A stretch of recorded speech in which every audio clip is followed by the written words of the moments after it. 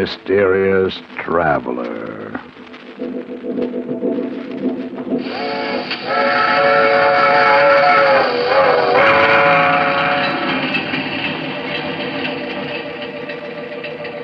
This is the mysterious traveler, inviting you to join me on another journey into the realm of the strange and the terrifying.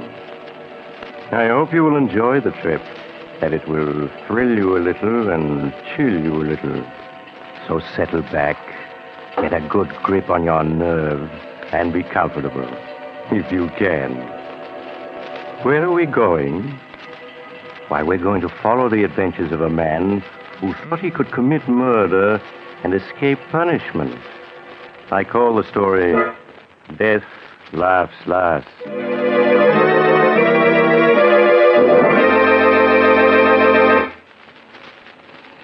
It was while I was practicing medicine in an eastern city that Edward Harrison brought his wife Mary to me for an examination. I could see at a glance that she was dangerously ill. When I had finished my examination, however, I tried to conceal her true condition from her till I had a chance to speak privately to her husband. It isn't anything serious, is it, Dr. Smith? Oh, please tell me that it isn't. Well, I'm afraid it's too soon to say, Mrs. Harrison. Until the X-ray plates are ready, I can't say yes or no. Oh, but... Now your husband is waiting outside. He's probably beginning to worry, so... Oh, yes, of course. Here's your wife, Mr. Harrison. You must have thought I'd kidnapped her. No, but I was getting a little worried, Doctor. I hope you didn't find anything very wrong. Well, I took several X-rays, but I won't be able to tell much until they're developed. I'd like your wife to come back day after tomorrow, if she can. Of course, Doctor. What time would be the best? Well, any time that's convenient to you. Now, I'll write out a prescription your husband can have filled. Will you step in for a moment, Mr. Harrison? Sure thing. With you in a moment, Mary. Of course, darling. Sit down, won't you, Mr. Harrison? All right. Now, what is it, Doctor? Mr. Harrison, your wife is dangerously ill. Does that mean she's going to die? Her only hope is a brain operation. A very difficult and delicate operation. Without it, well, I could only give her 6 months, a year at most. No, it mustn't be. She's got to have the operation, you hear? I must tell you, Mr. Harrison, that only one man in this country has the necessary skill for the operation your wife needs. He's Dr. Howard Richards, and naturally he's in great demand. His average fee for an operation is about $1,500. $1,500? Well, of course, if you can't afford that, you might consider the circumstances and... No, I can afford it. I can afford anything Mary needs. Well, then I'll get in touch with him at once. Yeah, sure. You make the arrangements right away, and I'll get a hold of the money. I'll get it to you by tomorrow, sure.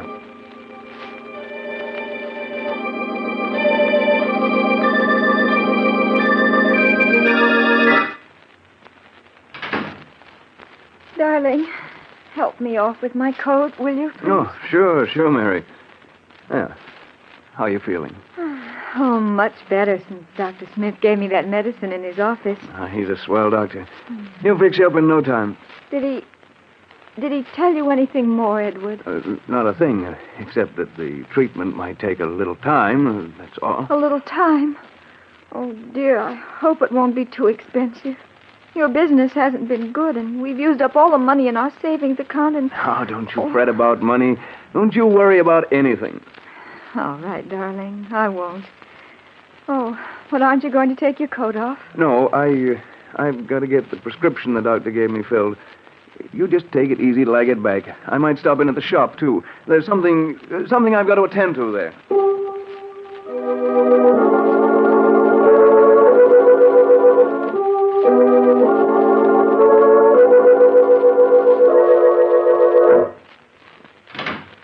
Mr. Danvers, I'm Ed Harrison. Oh, yes, Mr. Harrison. Please sit down. I see that you want to borrow $1,500 from us. That's right. Unfortunately, the security you offer, your home... Well, what's wrong with it? It's a swell little house, good section, all in good repair. Yes, that's true. But you already have a first and second mortgage on it, totaling $4,000. And, well, I'm afraid we can't make any further loans on it. But I've got to have the money. I've just got to. I'm sorry to hear that because there's nothing we can do to help you. Nothing we can do.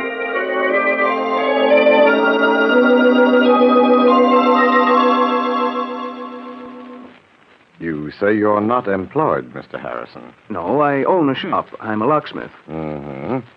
Well, that means you're never certain of your income. If you had a job now, a regular income you could depend on... What are you getting at? You mean you're not going to let me have the money? I certainly wish I could, but under the circumstances...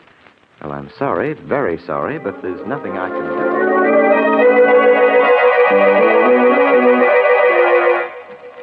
I'm afraid the collateral you suggest isn't satisfactory, Mr. Harrison. We'd lend you the money if we could, but we just can't. Sorry.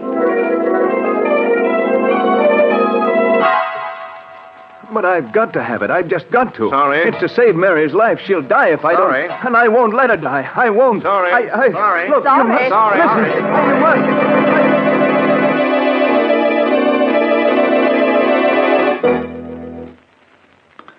Edward, you aren't eating. Oh, and you're so quiet. Dear, is there anything wrong? What? Oh, no, of course not. You're worrying about me, aren't you? Why, no, Mary. I was just thinking about making some changes at the shop. And... Darling, you don't have to lie to me. I know I'm not well, but I'm going to get better. Really, I am, I promise. Of course you are. Dr. Smith said so. You're going to be well in no time. Now I've got to go out. I have an appointment over the other side of the city with Horace Latimer. He wants to see me about something. Something important.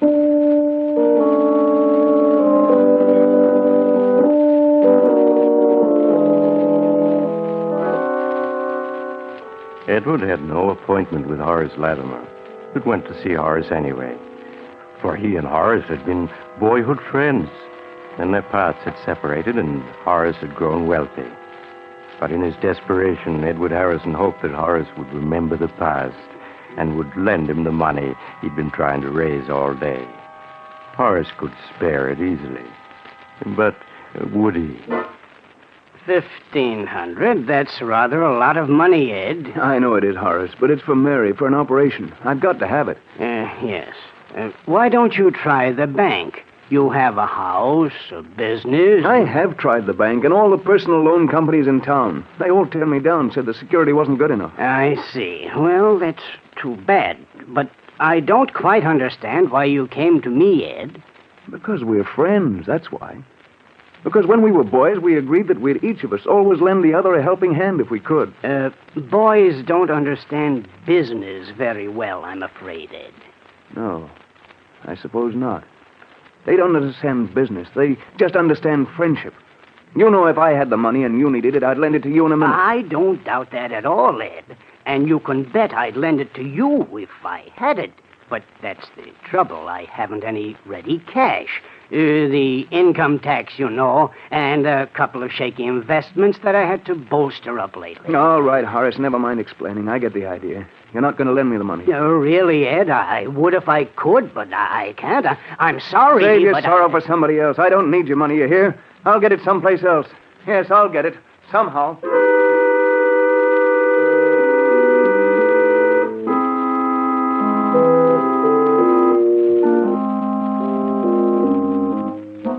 After he had slammed out of Horace Latimer's expensive home, Edward stood for a moment on the dark street corner, staring back with bitterness in his face. Sorry. Yes, you're sorry. In a pig's eye, you're sorry.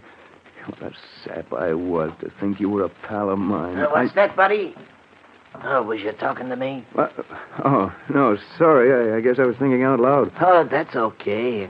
Hey, got a match? A match? Oh, sure. Yeah, there you are. Thanks. Okay, just hold it like that. Make a move and I'll plug you. Gun? Yeah, Why, this you... is a stick-up. Hold your whole hand over your dough and make it fast, see? My dough? That's a hot one. I'm out trying to raise money myself. We're both out of luck. I've only got $1 on me. Take it if you want it anyway. It's more than I could raise. Don't try to kid me. Stand still while I see what you got in your pockets. A wallet. A leather case of some kind. You'll find just $1 in that wallet. Yeah? A buck. One measly buck.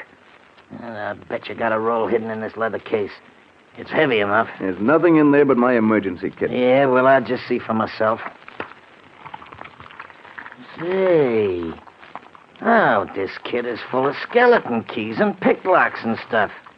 What are you, anyway? Second-story worker? I'm a locksmith and a safe repairman, if it's anything to you. Now, how about taking the dollar and letting me go on my way? I'm in a hurry. Not so fast, pal. Not so fast. Were you leveling just now when you said you was trying to raise dough? Yeah, I've got to have $1,500 by tomorrow. What's it to you? You'd be surprised, pal. Okay, I'm putting the gun away, but you ain't leaving yet. Me and you, we're gonna talk business, because I got a plan that'll get us both all the dough we need.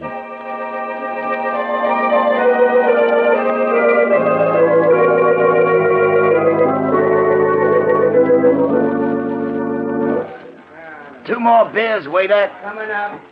Well, is it a deal on my proposition? I don't know, Mike. Sure you do. There's nothing to it. You can open locks and safes. I know where there's a house with plenty of dough in it. You and me together, we'll go get it. We'll make a team. But burglary? I've never stolen anything in my life. Listen, you said you needed the dough bad, didn't you? So do I, plenty bad. You said you'd do anything to get it, didn't you? Yes, I did. Then what are you hanging back for? All you gotta do is get the back door opened and the safe. In half an hour, you'll have your $1,500 and more. How else are you ever gonna get it? Answer me that. I don't know. You're sure the money's there, Mike? Positive. I was casing the joint. Looked in the window in time to see the old geezer put a whole roll of bills in a safe that's like a bread box. You could open it with your teeth. All right, I'll do it.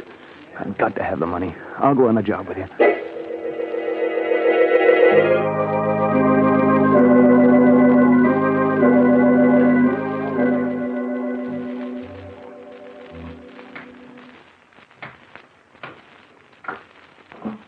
Okay, this is the joint.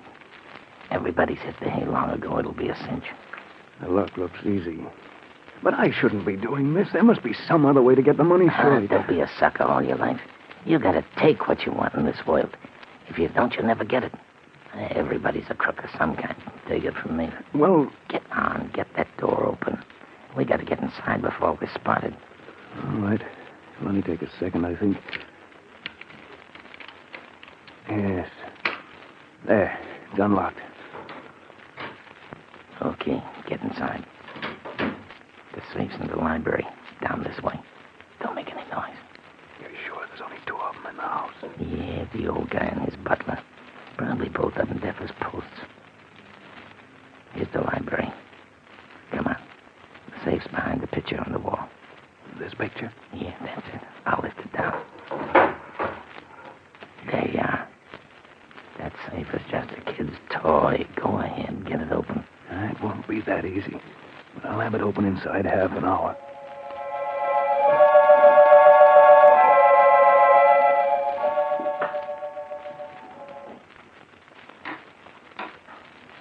Hurry it up. You've been 40 minutes on that thing. It's coming now.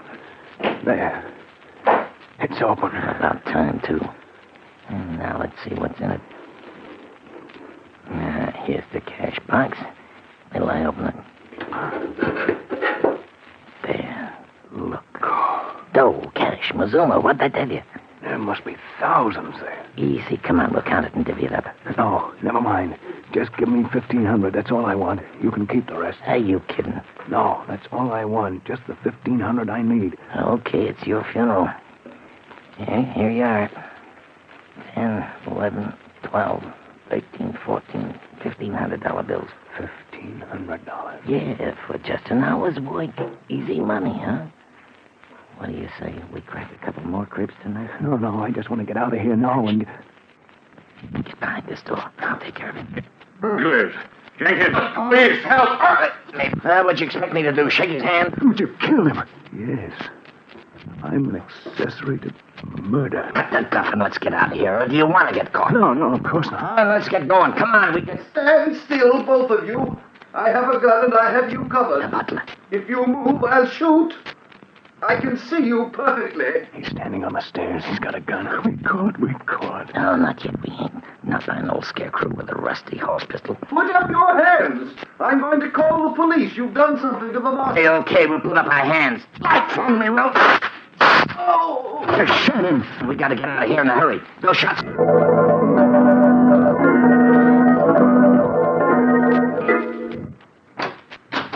Okay, here we are. Come on in. But why did you make me come here? Why can't I go home? You heard me. Come on in. That's better. Now, take off your hat and stay a while. But I can't stay, Mike. My wife, she'll be worrying. I'll get home to her. You got other things than your wife to worry about, chum? What do you mean, Mike? I mean the cops. Or have you forgotten you're wanted for murder? No, I haven't forgotten. I'll never be able to forget. Why did you kill him? Why? Well, it was either kill them or go to jail. Or would you rather have gone to jail, huh? No, but I'm all mixed up. How did I get into this anyway? You needed dough. That's how you got into this. And you got it, so now cut out the sob stuff. Oh, why won't you let me go home? Why did you make me come here to your room? You're here so you and me can have a little talk. Kind of a talk. Well, chum, that door and that safe open. You and me got a future together. I won't do it. I won't. Sure you can always send a little note to the cops. They'd get you, too. I'd be a long ways off here. You got a sick wife. You can, they say. You don't think you can pull a job and then go on as if nothing had happened. Somebody's always got to be another. I did it only for a Minute now and you can't get out. Wait. I will get it off my chest. Oh, no, you do. You see, Dick, and if I talk... Hey, get it, go! You got me into this. You know it. I'll take that gun away from me. I'll put you out! Oh! Mike. He's dead. I'm going to get away. In a daze of horror, he made his way to the street. Thoughts which he could not control round in his head. They'll hang me. But I had the money. The money to make Mary. Now they'll catch me. They'll hang me. I've got to. Paid for somehow. But you can't escape if you're lucky. I need a drink. I've got to have a drink before I go crazy. So Edward Harrison stopped the street and struggling to control his shaking as normal. He ordered a double whiskey and gulped it. His senses cleared a little. He heard the radio at the end of the bar broadcasting a warning to the city. Attention. The police stop for the following man.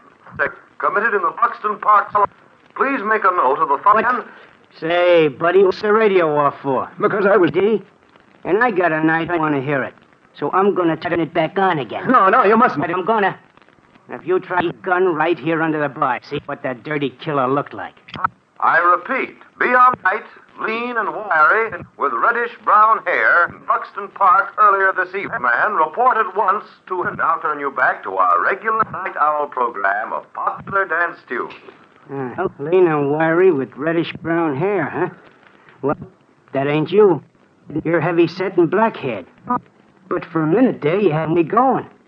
I was positive you was the killer the way you didn't want me to hear the description. I guess you're just jumpy, huh? Well, here, have another drink.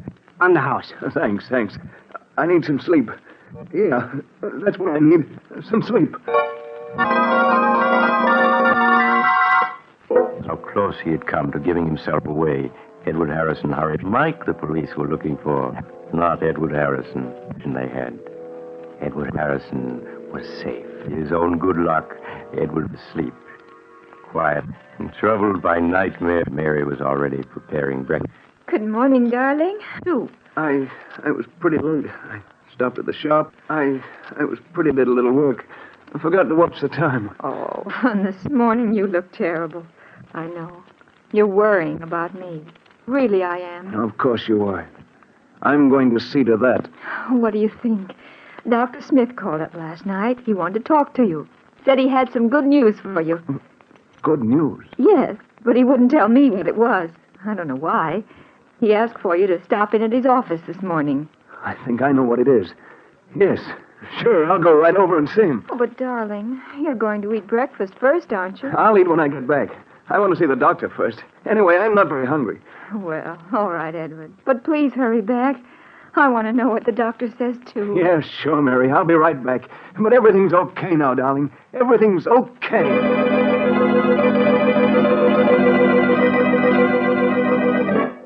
After he left the house, Edward bought a morning paper. Big headlines told of the murders the night before, but he scarcely saw them. His eyes hurried through the story until he found what he was looking for. The news that Mike's body had been found. The butler Mike had shot had given the police Mike's description and then died before he could tell them there was anyone with Mike. So the police had listed Mike's death as a suicide or an accident and closed the case. Edward Harrison was safe. Perfectly safe. Safe. I'm safe. Mike was wrong. Sometimes you can get away with murder and not have to pay anything if you're lucky. And I've been lucky. I've been lucky.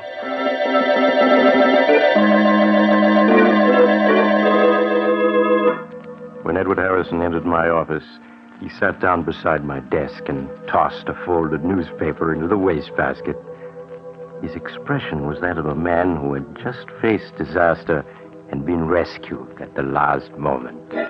Good morning, Doctor. Mary said you'd phoned. You had good news. Yes, Mr. Harrison, I called you last night after I got in touch with Dr. Richards. I wanted to tell you that he had agreed to operate on your wife. Oh, that's swell, Doctor. And I've got the money right here in my pocket. Money, yes. Yes, I was also going to tell you that Dr. Richards had said not to worry about it. You could take as long as you wanted to pay it. As long as I wanted? Yes. Then it wasn't necessary. I didn't have to do it. I didn't have to do it. I'm afraid I don't understand. Never mind, Doctor. I mean, I've got the money. I want to pay it. He's got to take it right away. Well, what's the matter? What are you looking at me like that for? The operation is going to save Mary's life, isn't it? You said it would. You can go back on your word. You can, do you hear? It's not that, Mr. Harrison. Yes, the operation would save your wife's life, but unfortunately, Dr. Richards was the only man in this country able to perform it. Well, so what? He said he'd do it, didn't he? And I've raised the dough to pay him, so what's the hitch? Mr. Harrison, Dr. Richards can't perform the operation now. But you said... He was tragically murdered last night by a burglar who broke into his home in Buxton Park.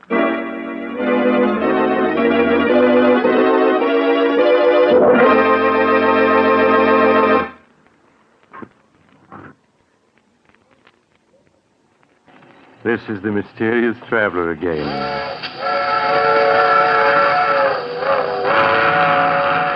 Did you enjoy our little trip into the life of a man who thought he could make good come out of evil? Poor Edward Harrison. He didn't believe that crime must always be paid for by someone, did he? What became of him? Well, after his wife died a few months later, he confessed everything to the police. He didn't have anything to live for, poor fellow. But I hope his experience will teach you that crime really doesn't pay. I always say that if... Oh, you're getting off at the next stop. I'm sorry. But perhaps we'll meet again soon. I take this same train every week.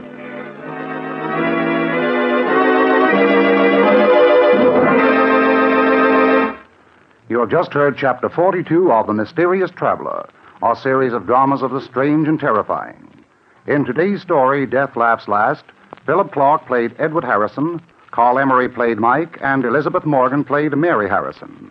The Mysterious Traveler is written by Bob Arthur and David Cogan, and original music is played by Henry Silverne. The entire production is under the direction of Jock McGregor.